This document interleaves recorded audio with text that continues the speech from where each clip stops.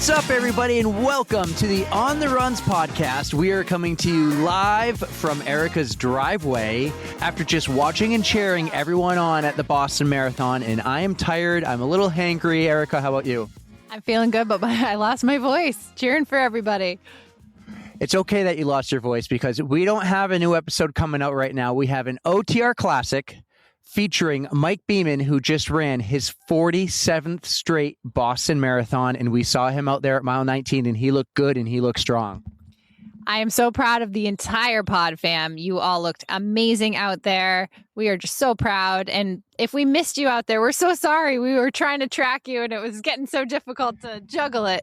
We missed some people because the app started saying we had 35 people on the tracker. Yeah. And then all of a sudden it was 18 or 19. And it's where'd people go? And we didn't know what happened. We ran into Lori. We were so excited to see Lori because we thought she dropped out or something because her name disappeared from the tracker. But maybe a lot of people put themselves on airplane or hidden mode before they even started the race because it said 35 people were following before it started. Then it went right to 18, 19 people. You were so frustrated. It was really, really annoying, but it was fun when we finally got to see everybody. So well done. Well done. It was a tough day today. We saw almost everyone we wanted to see. I can think of two that we missed, maybe three. Amanda, we saw you. We yelled so loud, but you were in the zone. Patrick Karen did a sub 6 minute pace the entire way. Matt Wilpers was amazing. We saw Sam, Yuki, and Ali G at the same time. There's a few times when all you girls and runners were coming in so close to each other. We're like, wait, here comes Sammy. Here comes Yuki. Here comes Ali. Oh, we missed Letty. Where was she? No. And then it was Tara and Lindsay all at the same time. And luckily, we stayed all the way until Mr. 305 finally came up. I guess he looked like he was having a rough day. It was hot out there. It was very brutal. It was in the 70s, perfect spectating weather, but unfortunately a little too warm for the runners. I think I'm going to have quite the goggle tan, the sunglass tan. My head's going to be pretty tan. My nose is pretty crispy right now, yeah. But we'll be back. Okay, listen, we're going to try to be back Thursday. No promises. If we're not back Thursday, we'll be back Tuesday with a regular, a Boston recap. We're hoping to get a few of the runners on. We're going to reach out to a few of them. We already have one lockdown for next week, so we'll be back. Fingers crossed for Thursday, if Erika gets her voice back. And Boston Weeks is not over because we still got a few more weeks to talk to everyone who ran and hear how it went. I'm so excited. Jay Duncan and Justine and, oh my God, everybody. Who else? Who am I missing? It's hard to remember them all. We got Beth Newts. Who else did we see?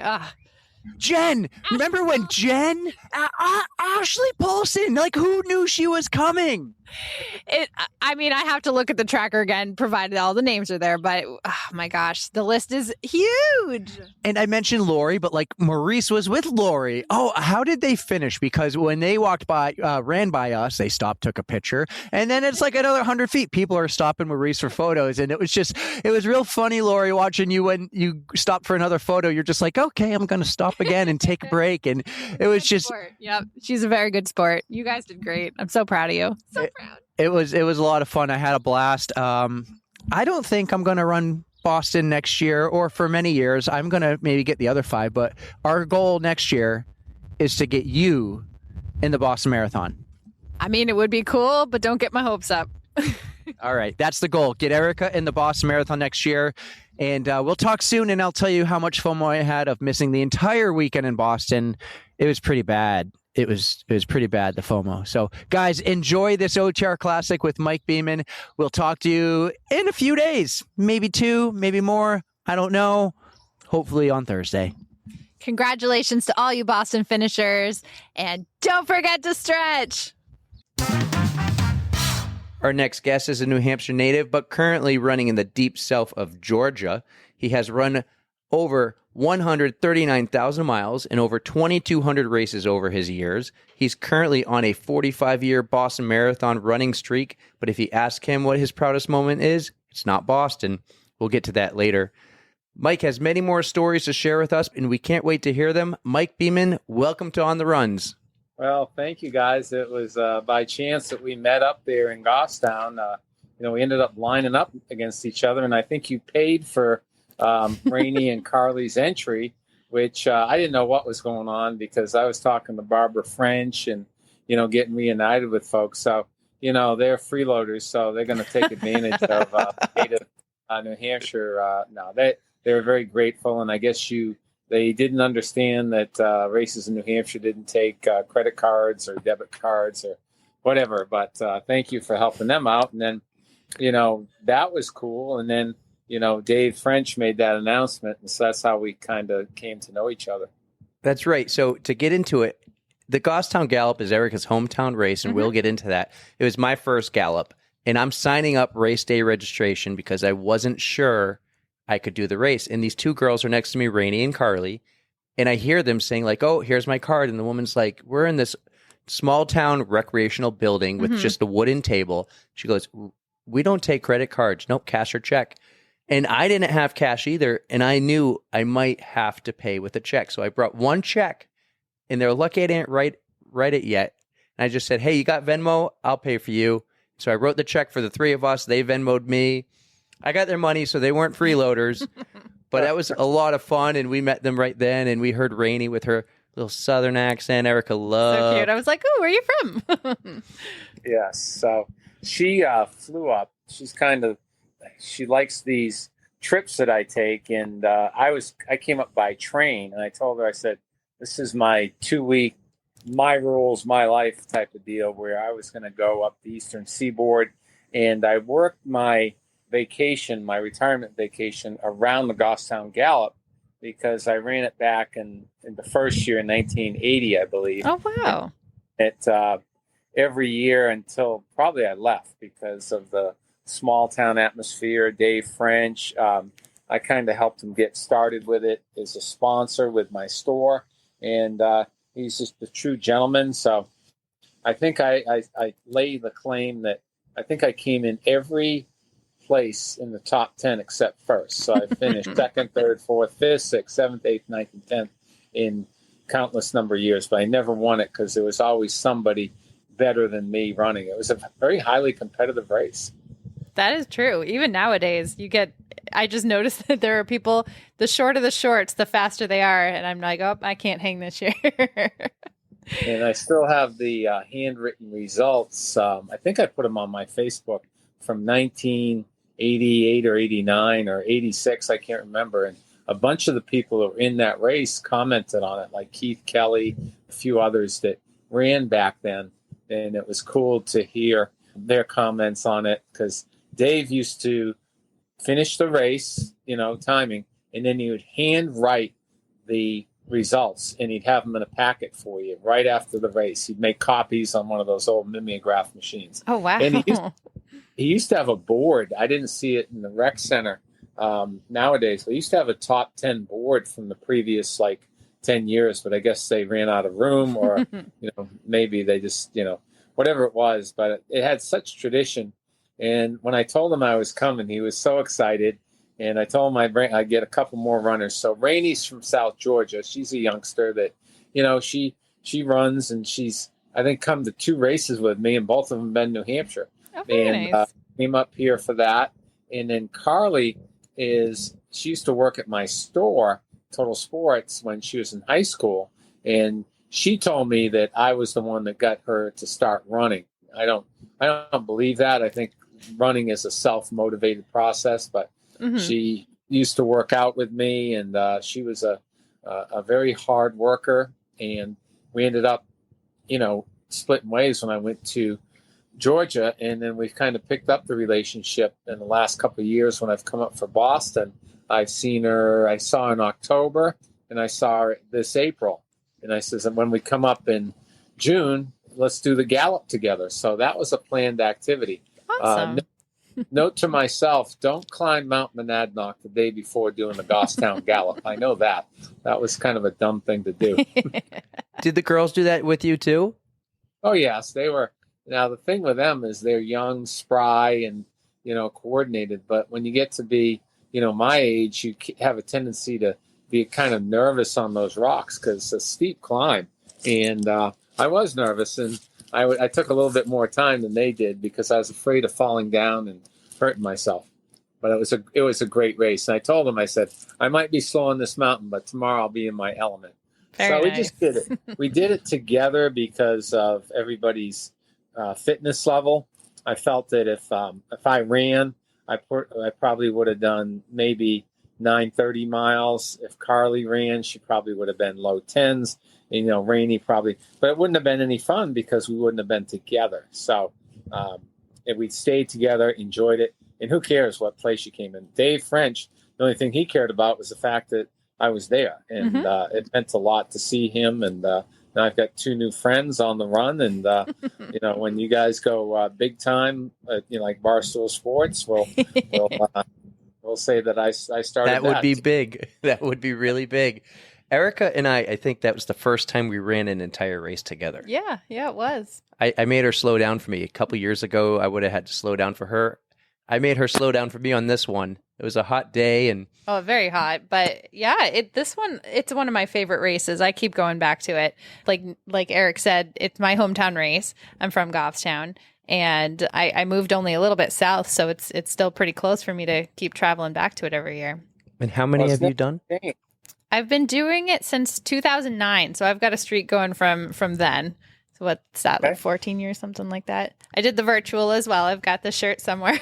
I had a bunch of people run this in Tifton because of the distance. It's such an odd distance. But Dave, back in the even the early 70s, late 70s in New England, basically race directors plotted out courses. They didn't care about the distance.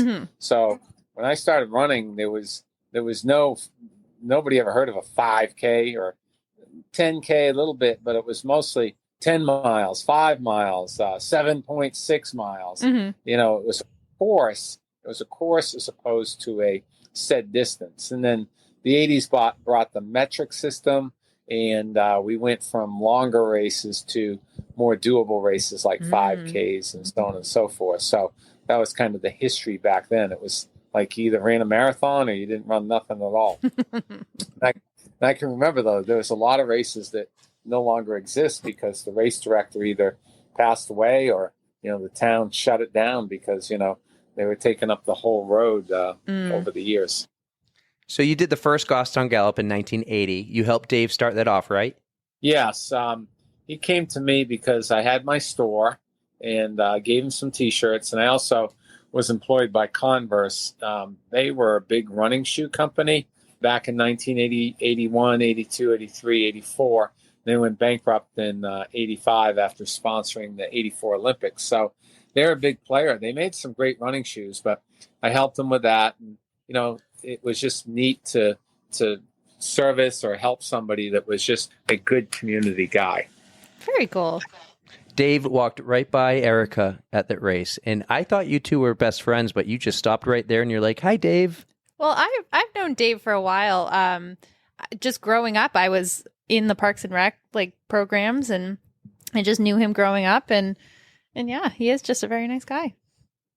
He really is, and I know that I think he told me he had a heart attack a few years ago, and he looked good, I thought. And him and Barbara, I think she's retired too. So it's a good story. And like I said, we support good community people. You don't get that down here as much, those long-standing traditional races. Although I've put on a few down here that are still going, to support the cross-country program. We have one coming up. It's called the Run for Love. And it's fun. It's for our cross-country program, which I've retired from, but I may be putting on a race for my college program. In fact, I was at the college today that I'm going to be working at, and we're having orientation for all the freshmen. So it was kind of neat to go over there and get acquainted and go to my office and planning meets and so on and so on and so forth. Well, Dave seemed really proud to have you there at the Goffstown Gallop and excited. So the school sounds awesome. Let's get into that later, but I really want to go back to the beginning of when you started running, what got you into running, and how you fell in love with it.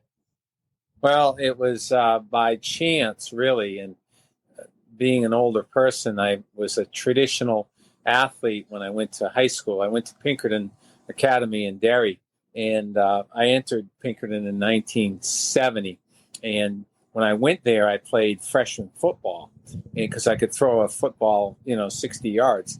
And I got going, and I didn't like football. I didn't like it, and I didn't like getting hit. And so the coach was rather harsh on me, because I had I know I had a lot of potential, and he just really thought that I could be the next big quarterback at the school. So we're playing a game late in the year, and it was cold. So I got they weren't like Newman gloves that they have nowadays. They're like, workers' gloves. I had gloves on, and I fumbled the ball like 3 or 4 times. And he screamed at me in front of the whole crowd, called me some bad names and so on and so forth. So we played at a venue that was not at the high school. It's like a mile away. So one of my friends says, "You going to take that?" And I says, "No, I'm not playing football anymore." So I took off my helmet, took off my cleats, and we had to wear sneakers because we were riding a bus. And I ran back to the field house, got there before everybody else, showered, and just left and ran home. And I says, "This running thing's pretty good." So then I ended up playing basketball, playing baseball, varsity, as a freshman. And so then I went out for cross country as a sophomore. I lost a lot of weight, and I grew about 5 or 6 inches between my freshman and sophomore year. So I think I made a good career choice. And the running helped me with basketball because, I'm 6'2", and in New Hampshire, I had a decent basketball career, even a better running career, so to speak, in track. Cross country, our teams were very good, but I was not the number one runner. I was like number 6 or 7, if that tells you anything. And so I went out of high school, recruited as a basketball player, not as a runner. So I went to Merrimack College, which is in North Andover, Mass, as a basketball recruit. And I was out running one day to get in shape for the basketball season. And this guy stopped me and he says, "Do you go to this college?" And I says, "Yeah, I do." And he says, "Well, you look pretty good. So why don't you run a cross country race?" And I said, "I ran cross country in high school." And he says, "Well, college cross country is 6 miles. It's not 3 miles." And I says, "Oh, okay." So I went to my first cross country meet in college with this like yellow uniform because we were gold and navy. And our number one runner was Dave McGillivray, who's the race director for the Boston Marathon. How about that? So we became instant friends because for some reason I became pretty good at running. I was he was number 1 and I was number 2 pretty much. And we ran together. Then I went into the basketball season, played the entire season, didn't run at all, came out of the basketball season, ran track. And then I did that, over and over again. So by the time I was a senior in college at Merrimack, and in the spring of 1977, I went down to the Boston Marathon because Dave McGillivray was running it. He says, "Mike, come down and watch me." And I says, "Great, I'll come down." And back then you could just drive up to the finish line, and I did. And I watched it, and it was a really hot day. And I remember seeing him finish, and he finished very well. He finished in like the 240s, but it was hot. So I told my friend that I came with, I said, "I will never watch this race again." I said, "I am going to qualify for this, and I'm going to run it next year." Very bold, very confident. So I worked over the summer and ran and lost some weight, and I came back for the basketball season. And unbeknownst to my coach, we had a free weekend in, I think it was December. And I went down to New Jersey to the Jersey Shore Marathon. Never ran a marathon, just ran. I think the furthest I ran was like 13 miles. And I went down, and back then you had to run under 3 hours to qualify. Okay. So you just winged it. I just down there and ran it and finished in under 3 hours. Qualified, Came back, couldn't walk for a week. The coach is like, "What's wrong with you?" And I told him what I did. He goes, "What are you doing?" And to this day, I'll never forget when I ran my first Boston in April of 1978. Who did I see at the 23-mile mark smoking a cigarette? My college basketball coach. So was he there for you? Yeah, he was. And it meant a lot to me. And I told him that later in life. And, we became great friends. God rest his soul. He passed away, probably about 20 years ago. He's from New Hampshire also, Frank Monahan. Great human being. But then, since when I graduated in 1978 from Merrimack, I didn't have four of the guys to play basketball with. I love basketball. I played all 4 years, enjoyed it, but now it was time to do something else. And I liked this running thing. And so I figured I ran Boston and I wanted to get better at it. And I just assumed that I would, so I started training. And over those years, during the 80s and 90s, I ran some decent times. Then they lowered the standard. They lowered the qualifying time to 2 hours and 50 minutes. Mm-hmm. That was my qualifying time in like the mid 80s, like 81, 82. And so you really had to run fast to get in. There was very few, I don't want to be mean, but there was very few slow people running the Boston Marathon. You were either really good or you didn't get to run. So I was blessed with being able to qualify. And I didn't really think too much about it till about 1988 or 89. And somebody said, "You've run every Boston Marathon for quite a few years." And I said, "Yeah, but there's people that have run more."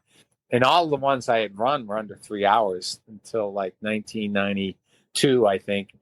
It was kind of neat. And then the Boston Marathon brought it to my attention in 2002 or 3 when I had run 25 in a row. They contacted me and said, "You're one of these people that have run 25 in a row." Wow. And I says, "Well, great." They didn't give me anything. They didn't say, "Well, your entry's waived." They didn't say anything. They said, "You're on our streak list." Very cool. It really wasn't published. Like it was, I'd get correspondence because we really didn't have email too much back then, but it was more of a written correspondence and they'd send out a list.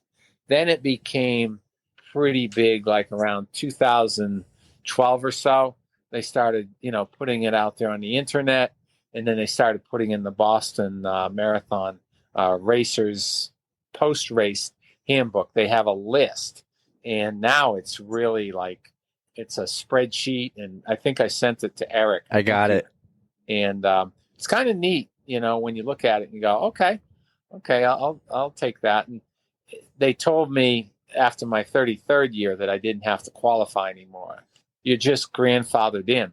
What that means is you don't have to run a qualifying time, and they put us now in the second wave at the back. All us see a bunch of old guys that look like they're about to keel over, and we together and we start and tell each other how fast we used to be, and then and now it's more of a celebration, as you can see from my TikTok, that I just embrace the experience. I don't care. And I think our time limit for somebody like me now, I think it's 6.5 or 7 hours, where they say, stake your time, don't kill yourself, and have fun. Have fun. And for so many years, I ran with my head down, looking at my watch. And I think, it's kind of neat to do what I did this year. Is I ran half of it, and then the second half, I just walked and I stopped wherever I wanted to and talked to people, ran a little bit. And so you had to qualify for 33 straight years. I did. Actually, I think I've qualified out of 45 years. I've run a qualifying time. I was trying to look it up before the show, and I think I've qualified 41 times. Wow. So I've run, even recently, I've run under 4 hours, and now my time has gone up to, I think, 4:10 or something like that. It's, and I'll do it if I feel like it, but, a lot of times I don't want to say why, unless it's a pride thing, but if I feel good, I'll go to a flat race and cold weather and run just to say I still can do this. But yeah, I had a lot of qualifying times, as well as a lot of the people in that same category as I have run some qualifying times. Some guys are still running in the mid 3s, as you can see. They still are very fit. They're amazing.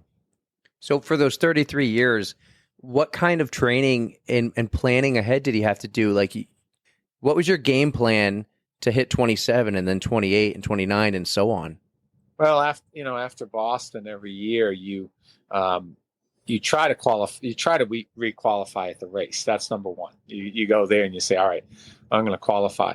And if that doesn't work, you go to a race, say, and like for me, my not bucket list, but my go-to race was in Jacksonville, Florida, which is pretty flat, and it's in December. And I just go down there and say, all right, I'm going to run, if I need to run 350, that's what I'm going to do. I just would literally do it, and I would train for it. It's very difficult training in the summer here. It's almost impossible. So the October 2021 Boston was the most miserable, irritable summer I've had because that's right. And it was awful. I had the most miserable, I'd have to go out and do a 4.5, 5 hour run. And down here, I call them the Beeman points. And the Beeman points are the combination of temperature, humidity, and dew point. And when you add those three numbers together, if they are greater than 200, it's going to be a little bit sketchy. If they're above 220, you're going to be hurting after about 10 miles. If they're above 240, you shouldn't even be out there. And most every day in the summer here, they're like this morning, it was 248. Oof. 48. And I call it the squish factor. It's when you sweat so much that your shoes are squishing. Oh my gosh. So literally I'd have my vehicle parked at school because I used to run from school, and I would put 3 changes of clothes and 3 changes of shoes in my vehicle, and I would have to drink. I could have gallons of water, and it's hard when you come back after 10 miles and you're just totally beat and changing. It was hard to change. I would fall over, I would be, and people are like, what's he doing? But I'm an expert in changing, how girls, they take their sports bra off underneath their t-shirt.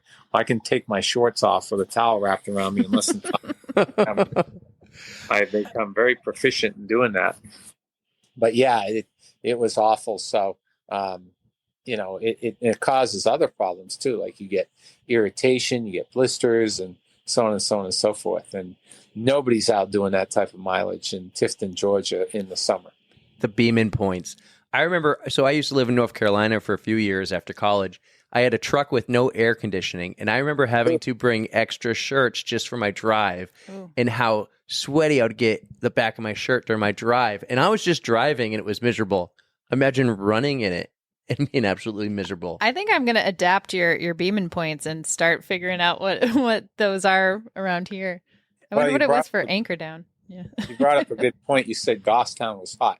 The points that day were 187. Oh my God. Good to know. I know it was warm, but I don't think it was very humid, right? They were very low. I think the stats were like 80, maybe 47 humidity, 50 dew point. It was very low. Okay. And very cognizant of that fact. The Beeman points very seldom reach the levels they do down here in New Hampshire. Maybe for a week they might, but not that much. So I've been very aware of that. I've run in New Hampshire and in Boston where the points were less than, I think, 120. The temperature was low, the dew points were low, and so on and so forth. But the worst weather-wise for the Boston Marathon was definitely in 2018 because we had that torrential. I was there. I ran that year. That was my Boston year. I was just thinking about you that year too. No, that was a miraculous year for me because you talk about, did you ever worry the streak was going to be over? And that was the year that I thought it was going to end because about 2 weeks before the marathon, I did something to I felt like it was my back, and I could barely walk. Oh, no. I was hurting and I was crying, and I told the kids, I can't go. I can't go.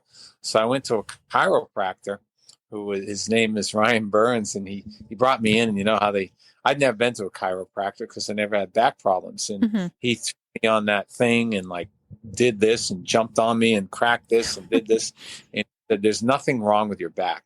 He said, it's all in your head. He goes, you got some tight IT bands, but there's nothing wrong with you. And I says, okay. It was almost like since he said it, then I was cleared. So I still had my doubts. So I go up to Boston and I'm like, am I going to make it? Am I going to make it?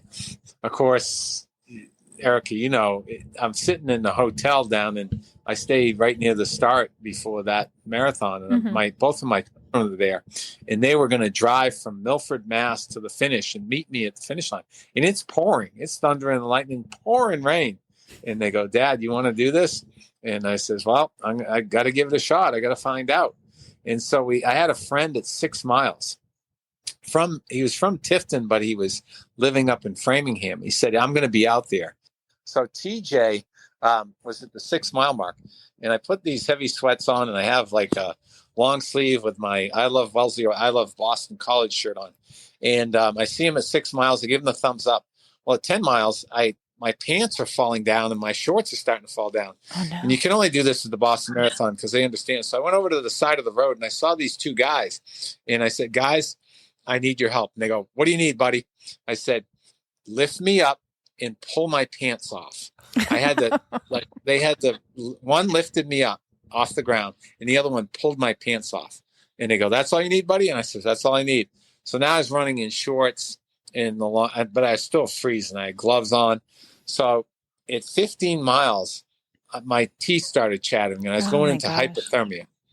So I said, I can't make it. So I was going to run into Nike Wellesley and call my daughter and have her give me my credit card and change my clothes in Nike Wellesley. And because the store is right there. Mm-hmm. And before I could get to the store, there's a lady, this is a God thing. There's a lady standing there. I said, "Ma'am, if you can give me your mittens, you don't know who I am. I'd be forever indebted. You'd help a runner finish this marathon." She goes, "I have something better." And so I says, "What's that?" And she had those heat, they're like stones that you put in your gloves if you're a hunter. And she had those heat pads, and she put them in my gloves. She put them down my shirt. I let her put them down my shirt. It was kind of cool. And from that point on, I was fine. Like I had no doubt in my mind that I was going to finish. And when I got up to, and you remember this, Erica, right around BC, when you come down the hill, I mean, it was flooded. It was like 6 inches of water. And I was laughing. I was quacking because I knew in my mind that I was going to make it. And then when I got to Boylston Street, the best 2 were, I just heard my son screaming. He didn't say "Go Dad." He goes, "Go Beeman," because he said, "Dad." Everybody yells, "Hey, go Dad," or "Go Mom." So he took the best selfie. He took his cell phone. No wonder he works for Barstool. Took his cell phone and took a selfie with me in the background with my thumbs up.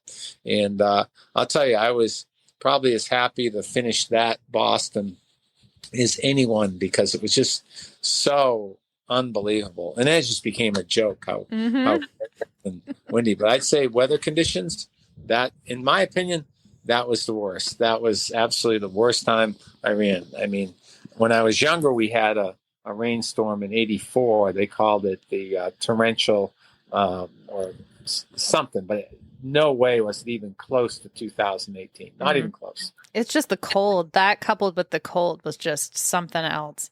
I remember leaving my house. I had to leave at like 4 a.m. There was snow. It was snowing. And I was like, oh, what am I in for? But luckily it wasn't snow in Boston, but it was still equally as miserable. Oof. Well, congratulations on finishing that. It was a feat, but to say the least. So there's always something. And if you've run enough marathons, I think I just ran my 109th career marathon. Wow. There's always self-doubt. There's always something going in, no matter if you're trying to run under 2:30 or 2:40 or 3 hours. There's always something in your mind like, am I going to make the time? Am I going to make it? Did I eat too much? Did I eat not enough? Is it too hot? There's so many. And then once you get going, it's almost like, it goes by so quickly, so to speak. And it's just an adventure. So, like I said, I'm very blessed in being able to do it all these years. That's excellent. Let's go back in time. You told me about the 1980 Boston Marathon when we spoke on the phone. Ooh. 1980 was an interesting one because a lady by the name of Rosie Ruiz, and it's her name is spelled, well, it's Rosie, and then it's R-U-I-Z, Ruiz. And what happened in 1980, this is before chip timing. They basically kept track of people with a clipboard in almost like a tick sheet. So they would write down the number of the top men and women, probably maybe 50 deep for the, checkpoints. And the checkpoints were 5, 10, 15, 20 miles. So you'd have somebody on a clipboard and they'd write down the numbers of the people that came by. But 1980, this lady, Rosie, what she did was she wherever she was staying, she got on the subway and got out at Kenmore Square. She got right out there at, Kenmore, because that's the Green Line stop. And she got out and she had a number because she did register, but she registered as R. Ruiz, just an initial. Mm-hmm. I don't know how she did it. I mean, the cost back then was like $20. And so she registers. I don't know how she did the qualifying. She must have falsified that, because you could basically, back then, you sent in a copy of your certificate. Like if you had a certificate, Mm-hmm. you would, put that out there. And so she got in, and so she jumps in the race at the 25-mile mark. And the way I knew she jumped in is I heard this incredibly loud, applause ahead of me. I was like, what the heck is that? I knew they weren't cheering for me, but she was like a half mile in front of me. I had a mile to go.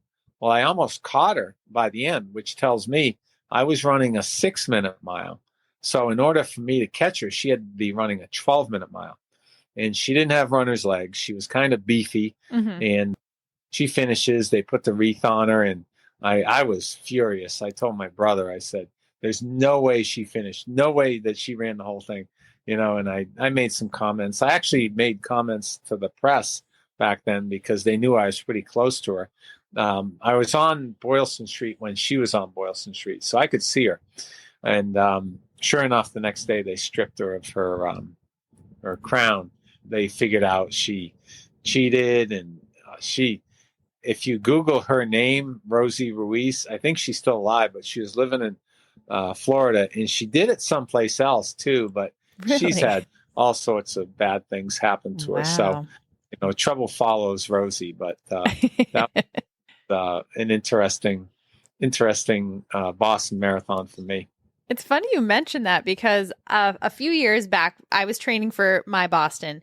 I downloaded the Boston documentary that just came out. Like, it was the one that was narrated by, I think, Matt Damon. It was like real fancy, the whole history, and she was in it.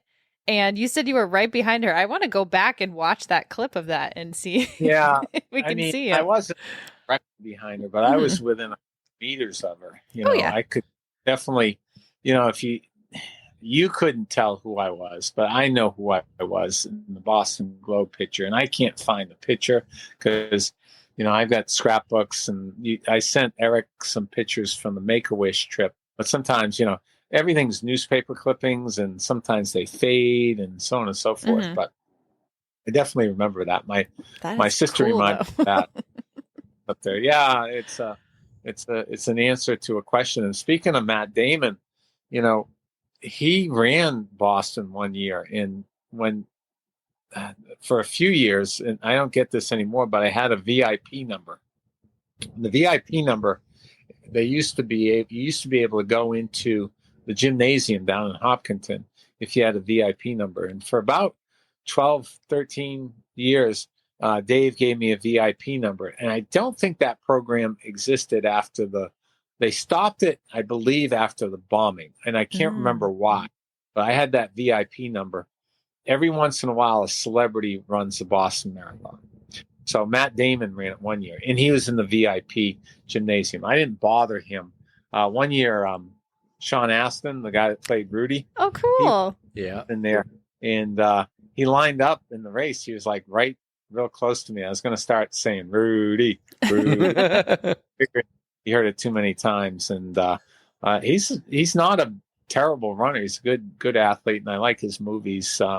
He's a good guy. The guy that used to play Jag, that old show Jag, I can't remember his name. He was in there one year. It's always somebody. Dan Mullen, the coach of the University of Florida, he ran it one year, and now he got fired. But So that's been a fun journey. But I don't believe they have the VIP program anymore. And frankly, I enjoyed it, but I like to be out there with all the regular people out there in the mud and the cold and the rain down there, down near the start, which is just an amazing.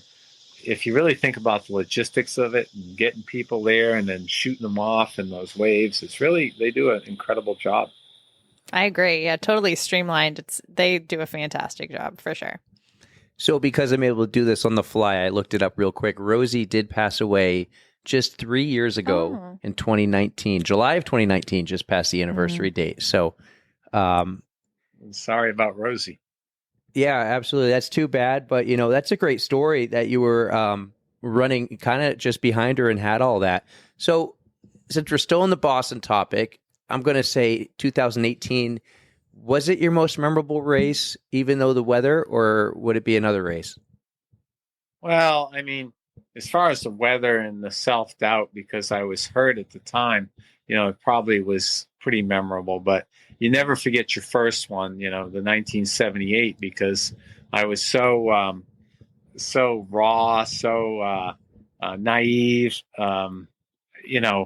I'd never run the course before. And I have a picture. I think it's one of the pictures that's on my Facebook. And I mean, I wore it was kind of cool that day. So I wore a turtleneck with a singlet over it.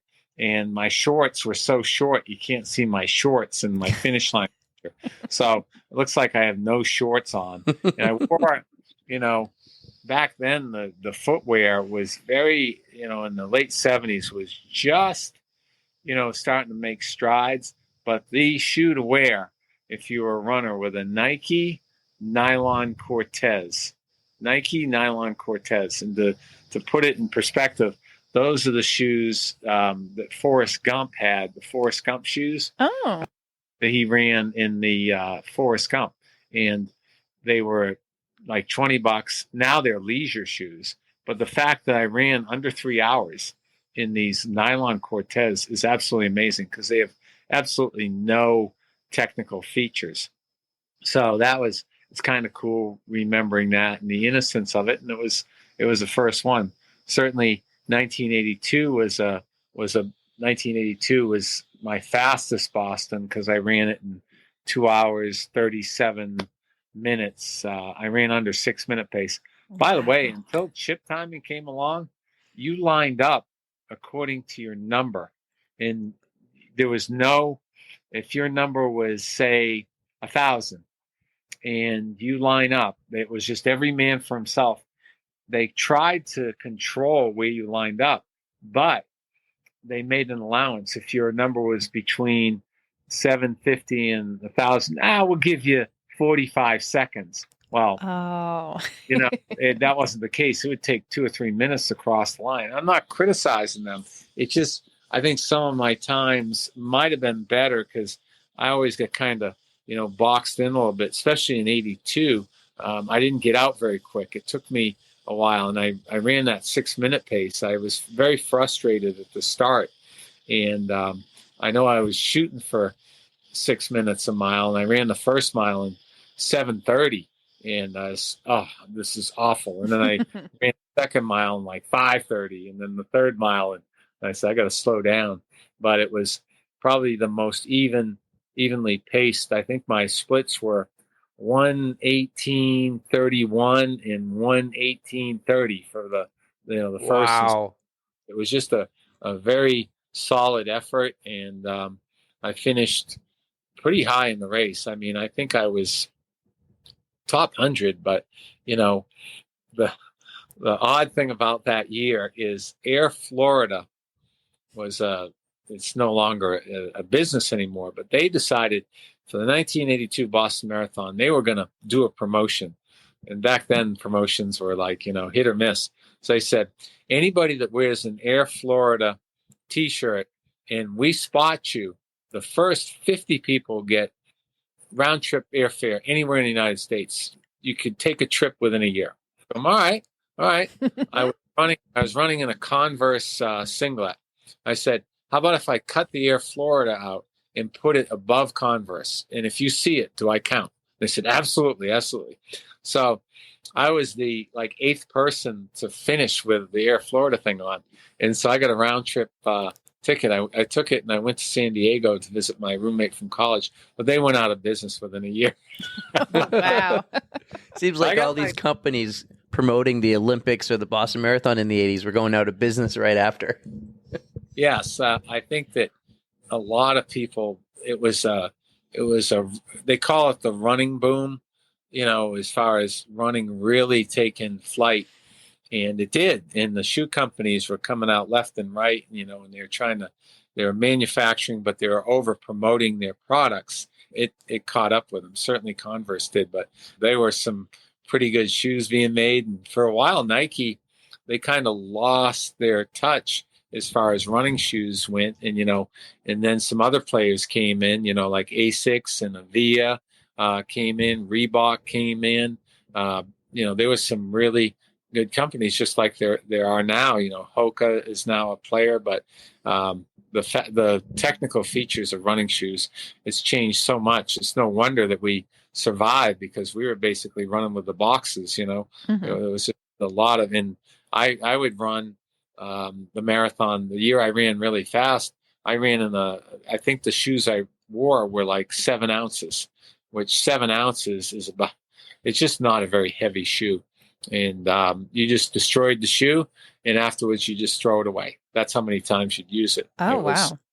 absolutely amazing. And it was, I can't believe that my body went that fast for that long. I just can't believe it. But it's all relative, because after when I slowed down, it still was tough to run eventually, oh, geez, I can't run 3 hours anymore. Then I can't run 3:10. Then I can't run 3:20. It's all relative, Mm-hmm. Now I don't even care. I didn't even wear a watch this year. I just, just enjoyed it. And I kept an eye on the big clock to make sure that I was going to be under 6 hours. I spent a lot of time at Boston College. Yeah, he was showing me the TikTok. Actually, I think you showed it to me when we were at the Gallop. Yeah. That was a lot of fun. Hey, do you love Wellesley College?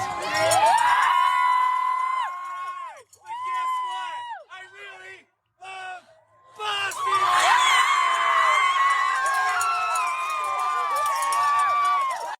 And the idea behind that was, for years you run past Wellesley College, and they call it the Scream Tunnel, all women's school, and they kissed the runners as they went by. And when you're trying to requalify, you have no time for that. And I don't care, if you're single or married, whatever. So I really didn't pay much attention. In fact, for about 25 years, I ran on the other side of the road when I get to Wellesley. I'd run on the left-hand side because they're on the right-hand side. And after I figured out I don't have to qualify anymore, I made the shirt, I Love Wellesley College, and I let all my students sign it. And I'd stop. I got sugar and so on and so forth. Well, one year, Channel I did not 4 know about this. Yeah, WBZ Channel 4 stopped me.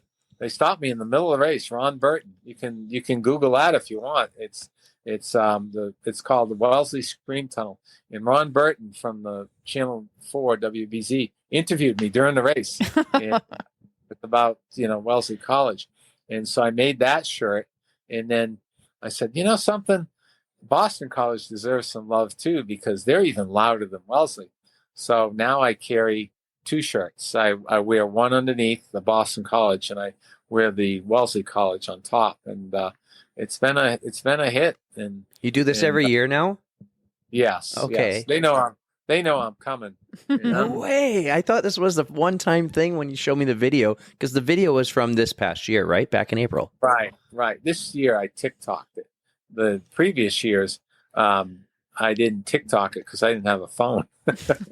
So it became more of a novelty when I did the TikTok, because they just thought that was the greatest thing since sliced bread. And so they kept me there because they wanted me to recreate it with them.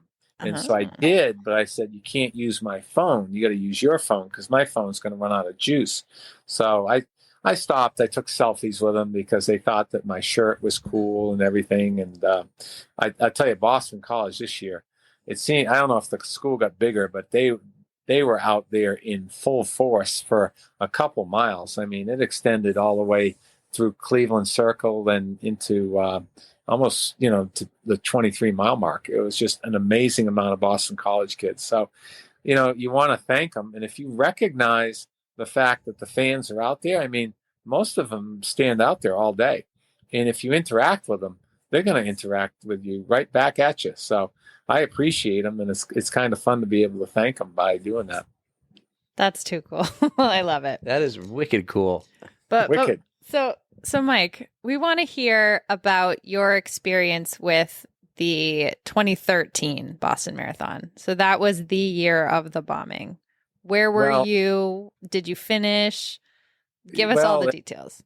It's an interesting story, and I hope I don't take up too much of your time. But we have all the time in the world for you, Mike. Don't worry about it. It was 2012. In September of 2012 was the year that I snapped both quadricep tendons. And what happened at that point in time was I was doing, and I don't want it to come off like anti-CrossFit, but I was doing a lot of CrossFit. Mm-hmm. And it was really, competing at, doing those box jumps and this and that and the other thing. And I mean, in 2012, I was 56 years old, and I'm winning these CrossFit competitions, against younger people. Wow. And I was really hurting my quadriceps. I could feel it. They were hurting. And so I was out running one day on Labor Day, and I stepped in a pothole with my left foot, and I heard this loud snap. Oh. And it was a snap that I thought I broke my leg. And what happened, my quad tendons on my left leg both snapped because they just were like, ropes. And so when you land, you don't land like falling down. You land straight on your kneecap. And that jarring, when I landed on both knees, and my right did the same thing. And so I did the really smart thing. I tried to get up. Oh, no. All right. And I felt, it was as if somebody held me up with my knees bent and dropped me from 6 feet. So I bounced on my kneecaps. So I didn't have a cell phone. It was 7:00 in the morning. And I just waited for somebody to come along. I was sitting in the middle of the road with my legs out straight. Mm-hmm. And I knew that I snapped. I see the tendons curling up in my leg. Ugh. When I did that, somebody came along on a bicycle. I told him what I did. He thought I had a heart attack. I says, no, just call an ambulance for me. And I gave him the keys to my car. I said, well, you go. I thought he would get my car. I'd get in and drive home. It's a complete stranger, right? Yeah. And so he did, and he brought my car back. I called an ambulance. I told, my, the kid's mom, Marie, I told them, that I was going to the hospital. I went to the hospital, and they go, what's wrong with you? You don't seem like you're hurt. And I said, just try to, touch my quad tendons. And they couldn't touch them. They would put their fingers on it, and their fingers would go right to the table because there was nothing in between. It was just getting, my kneecap had dropped on both legs. So they said, yep, you're right. And so they said, surgery will be at noon. And they said, the doctor told me, he said, he was a visiting doctor. He said, your running days are over. And I said, that's fine. So I had the operation, but before the operation, I said, Doc, I says, when you go in there, check out my kneecap, my meniscus, my ACL, all those ACLs, ACL, NCL, all these things. So when I woke up, he said it was successful. Your left was worse than your right, but we sewed them up. And I says, did you put some titanium in there or anything, extra to, and he says, your knees are in perfect shape. Everything is in perfect shape. You have very strong supporting tendons. You just frayed your quadricep tendons. And when you fell on your left leg, you snapped the right leg too. Oh. And so he says, but you'll be able to walk, within a month or two or something like that. I says, that's fine. I have my running days, I figured. So then the next day they come in and they start the rehab, and all they did was move my knee. They brought my knee back into my chest and put it back. And it was the most excruciating pain I've ever been in. So I said, do it again. And I said, do it again. So motion brings back everything. So while the nurses were out of my room, I practiced it. I would just do it on my own and back and forth and back and forth. In order to be released from the hospital, they were going to keep me in there for like 10 days. I had to prove to them that I could get out of the bed, get into a wheelchair, and get to the bathroom. Well, I figured that out within an hour. I was strong and I would hoist myself out. So I got out in 3 days, and I went to rehab that Friday after the surgery. And I went in a wheelchair, and the guy said, "You're going to be able to run again. In fact, you're going to be stronger if you do the rehab. But most people don't do the rehab." I says, "If you tell me to do it twice a day, I'll do it 5 times a day." So I went to rehab 3 times a week and did it on my own, 10 times a day. And he was right. I think I walked my first mile about maybe 6 weeks later, and it took me like 23 minutes to walk a mile. In the meantime, I had Boston coming up in 2013. Mm-hmm. So I decided that I was going to try to get to the point where I could walk a half a marathon in 3 hours by February. That was my goal. And so rehab. After 4 months of rehab, January, he says, "I can't do anything with you. You're way stronger than, there's no reason for you to be here." Mm-hmm. So he released me from rehab. So I went to a half marathon down in Jacksonville in February of 2013. And I walked the first mile. Then the second mile, I walked for maybe a half a mile and jogged a half a mile and did that. And I ended up doing 2 hours and 19 minutes. And so I said to myself, something, I could do this Boston thing. It's going to work. That's very impressive. Everybody's telling me, you're going to get hurt. You're going to get hurt. So just to prove to myself, I went to a marathon in March locally in Albany, and it was called the Snickers Marathon. It's a very good race, by the way. And I ran with a couple of ladies, and we did a 2-to-1 ratio, and I did it under 5 hours, right? Very nice. All right, I'm good. So we go up to Boston, and my daughter, it was the first time flying. She's a junior in high school. First time flying. She's petrified of flying. Mm-hmm. So we go up there, and I said, everything's going to be great. So we go up there, and I have a friend who is from New Hampshire, and I taught him back in, the late 70s. And so he lives in Salem, New Hampshire, and him and his family let me stay there every year, for a long time. Now they've moved, but we stayed with them. And he said to Melanie, "I will take you around the course because I know the course very well. So you're going to be able to see your dad at 4, 13, and 20, which is pretty good. And then at the finish."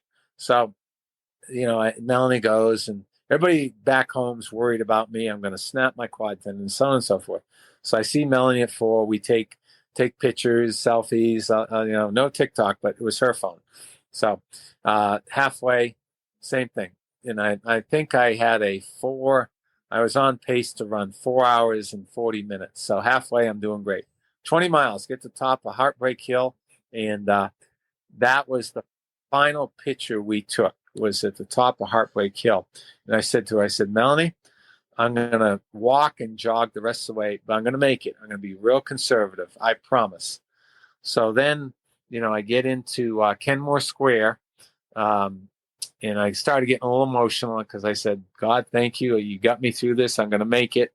I got to the underpass. It's right before Hereford, where I'm talking about, on Commonwealth Ave. And it was noisy, but I didn't know why it was. It's always noisy at Boston, but I heard noise, like it was just different. But I didn't think anything of it. And I got out of that tunnel and went to turn on Hereford, and the police literally threw those steel fences. They just closed the race. They just pushed the fences across the street so you couldn't get through. And I was like, "What did he?" I said something else too. "What are you doing?" Mm-hmm. And I saw people running towards us, like running, like sprinting. And I was like, "What's going on here?" And that's when they told us that that some bombs, explosives went off at the finish line, so they're closing the race. Well, we're all like, what's going on here? And we look it seemed like an eternity. We looked to the side of the road and everybody's just standing there. Nobody's on their cell phone because they shut down the cell phone power. They shut down the towers. So I'm in this big group. In fact, the big group, there's a famous picture of all these runners standing there. It was in Sports Illustrated. I'm in that group of people. Mm-hmm. So being smarter than the average bear, I said, I'm going to find out what's going on. So I didn't hop the fence. I pushed the barricade so I went up the parallel street to Hereford and went up to Boylston Street.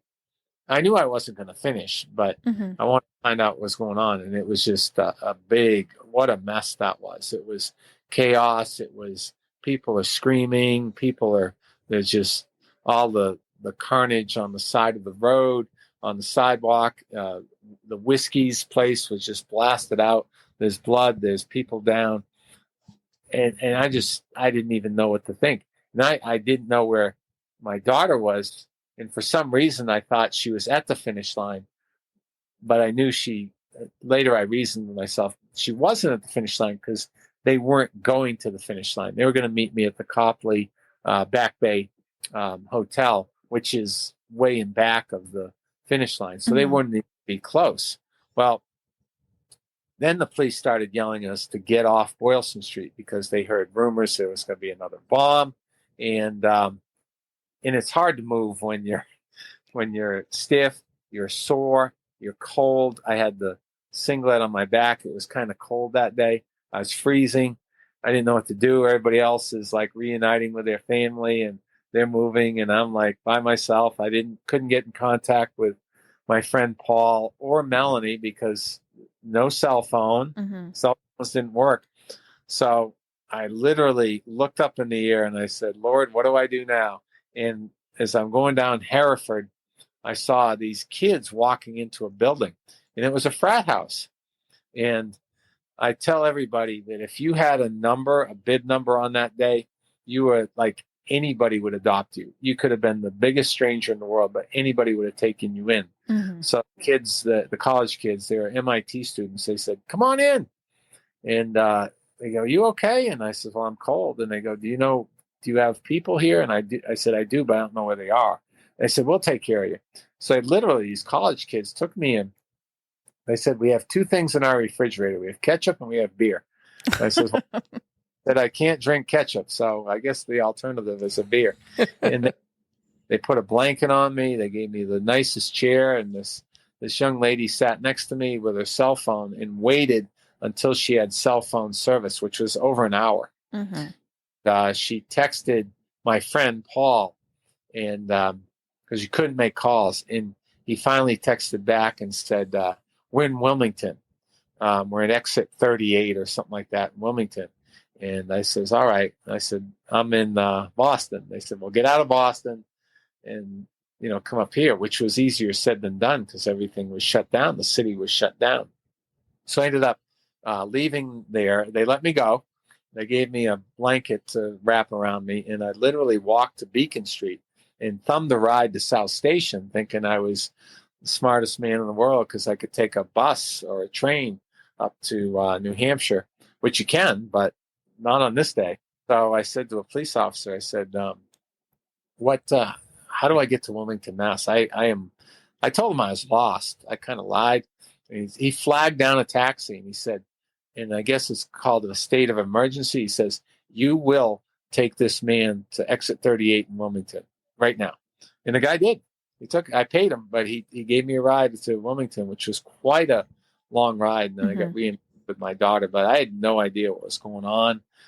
And to this day, I have that bib number. And mysteriously, there's 3 telephone numbers written on the bib number, which makes no sense because I never took the bib number off. The bib number stayed on my singlet because when I came, I got back to Paul's house and I didn't have a phone, but Melanie did. And there was literally thousands of phone calls from people in Tifton. They didn't know if I was dead, alive, because I wasn't accounted for.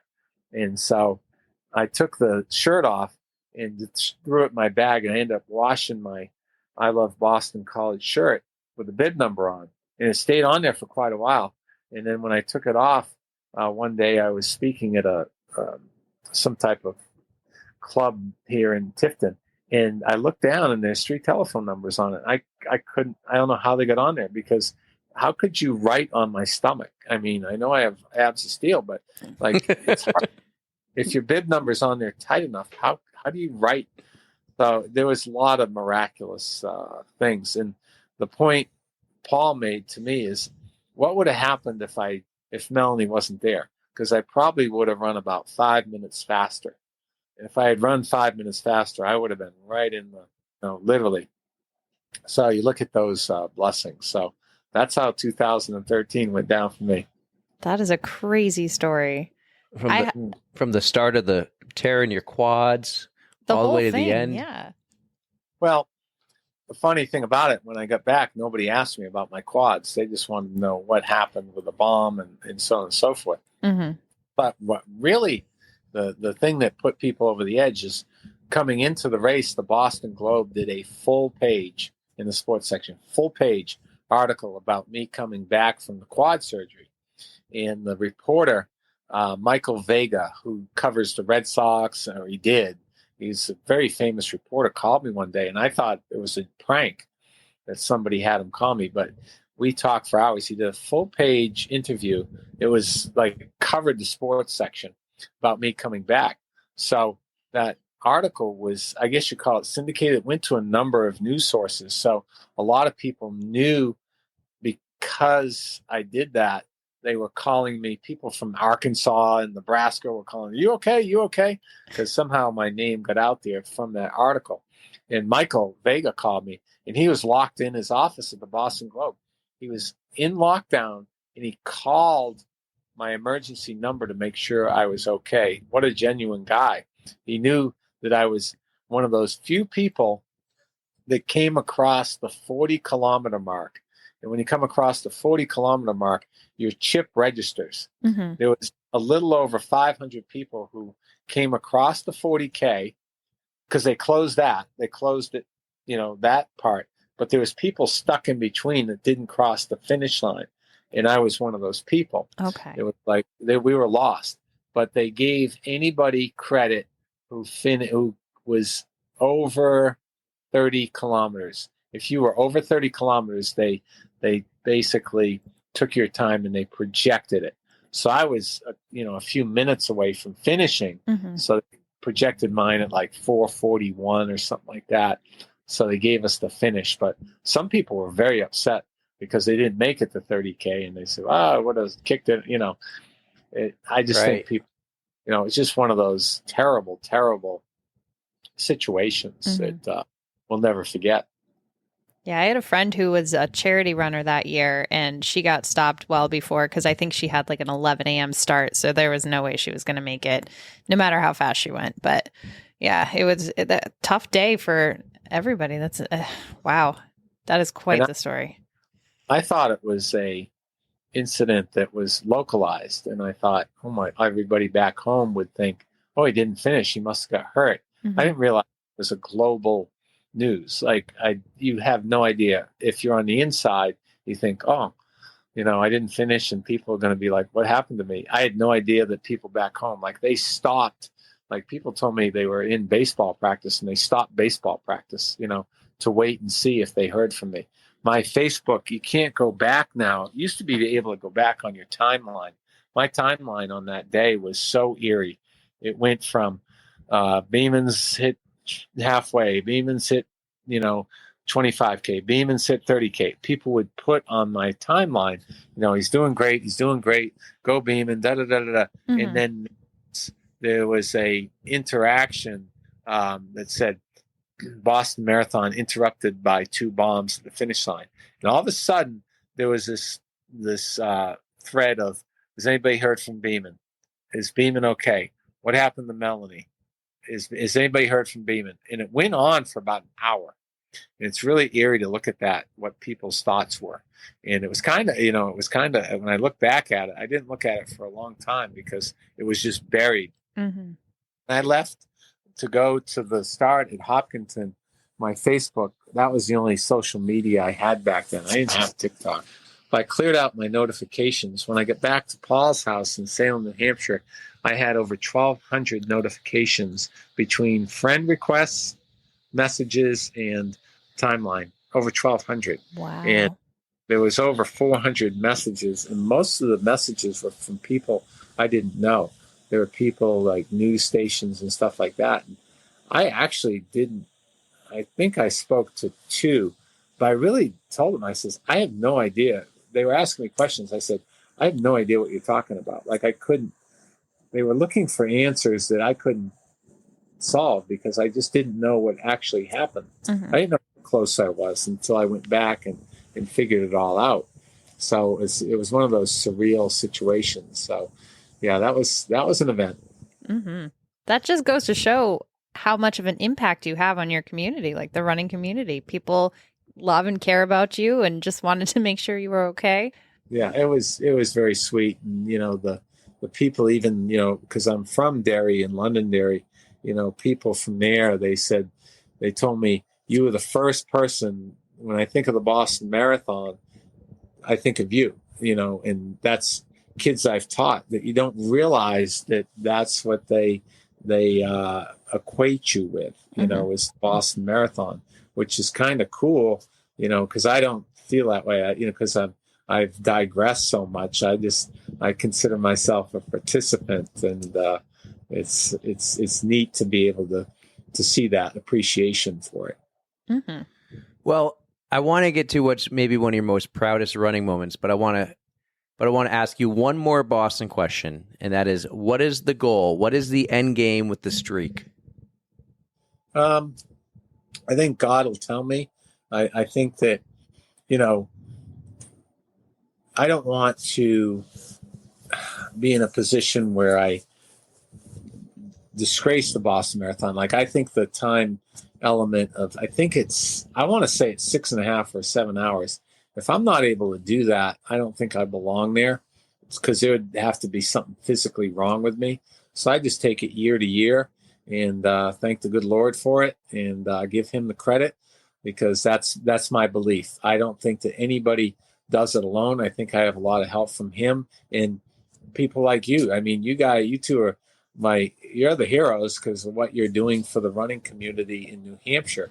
You're taking a love what you're doing is work, and you're spreading it to other people. You might interest somebody or more than one person in running, and that's my passion. So I appreciate what everybody does for me, as far as running goes. Even the people that run and walk with me now, that I seem to attract the female population into my training program, because it has nothing to do with me. It has to do with the fact that women have a tendency to listen more. This is very true. I do the Jeff Galloway on a Mike Beeman level, and I adjust according to the heat and how I feel. So I might go out and do a 1-to-1, a 2-to-1, a 5-to-1, whatever I feel. And sometimes I run straight out. And if you're a beginning runner, or even sometimes an experienced runner, that walking break, I've learned in my age, my posture gets better when I take a break and walk, because I have a tendency, even when I was fast, I would have a tendency to hunch when I get tired. The shoulders drop, and that does a job on your quadriceps and your knees. So I'm very adamant about straightening up and walking, I still can. I ran a 3:45 marathon in Jacksonville doing a 2-minute run, 1-minute walk. I mean, that's pretty quick for a marathon with that ratio. So, I think that, as long as I'm able to do it in the allotted time, I'm not out to finish, be number one or have the most, but it's nice to, when it's all over, say, all right, I cracked the top 10, or now I guess I'm in the top 5. Johnny Kelly, the elder, he ran, I think he started 62 of them. He finished 59, but he won, I think, 2 or 3 of them, right? Something like Bill that. Rogers. Yeah, Bill Rogers. I saw Billy down at Boston. I usually see him every year, and we always go back. Bill Rogers and I were friends as businessmen before we were friends as runners. That's the funny thing. He had a running store, and we used to exchange shoes, him and I. So we're good friends because of that. But I was talking to him at Boston, and he says to me, he goes, Mike, he says, what number is this for you? And I says, 45. He goes, oh my gosh, that's incredible. You're amazing. I said, Bill, you won 4 of them. And he goes, yeah, but I only ran 17 of them. And he just shook his head. Probably the greatest runner in the world in the late 70s and early 80s. And he's saying that I'm amazing. I mean, that's what the running community, we support each other. So it's kind of a neat thing. I'm in awe of Dave McGillivray that runs it after the race is over, stuff like that. Everybody has a story, I guess. All right, last Boston question, because I just thought of it. You said in the 70s you'll never watch a Boston Marathon again.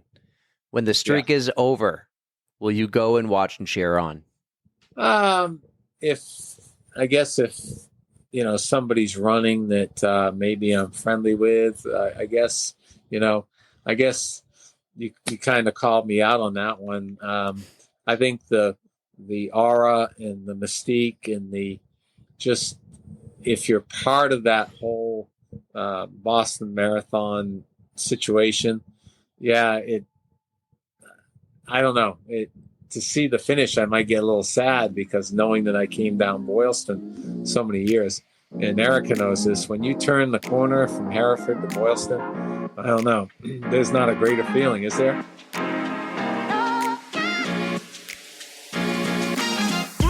2, 1, yeah!